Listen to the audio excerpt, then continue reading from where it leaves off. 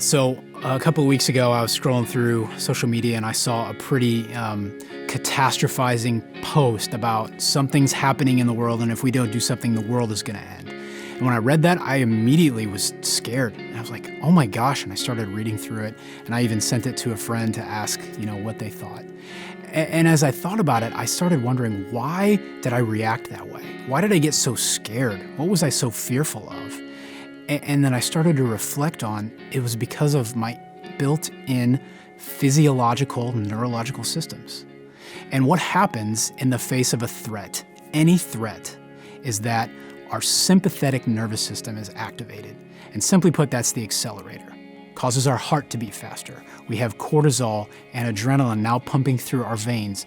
The blood rushes to our core. And when that happens, the other thing is our brain is affected. This is our brainstem. This is the limbic system, where it's our emotional brain, and this is our thinking brain. When I got scared and when I read that post, poof, my thinking brain went offline, and I could not calmly respond. I started frenetically reacting.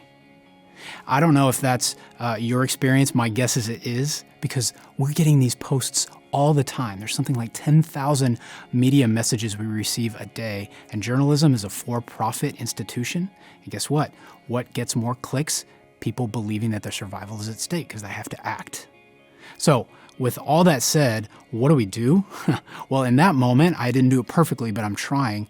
I took some deep breaths. Breathing engages what's called the parasympathetic nervous system, which is our brake.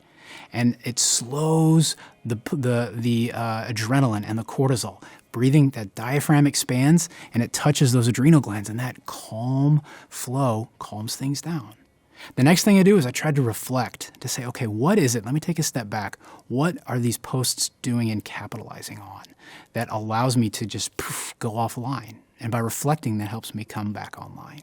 The last thing I do is I try to bring another person or another group just to talk about what's going on in my body, what's going on out there, what are we getting triggered and activated by. And when we do that consistently over time, we're going to calmly respond in the face of an onslaught of social media rather than frenetically react.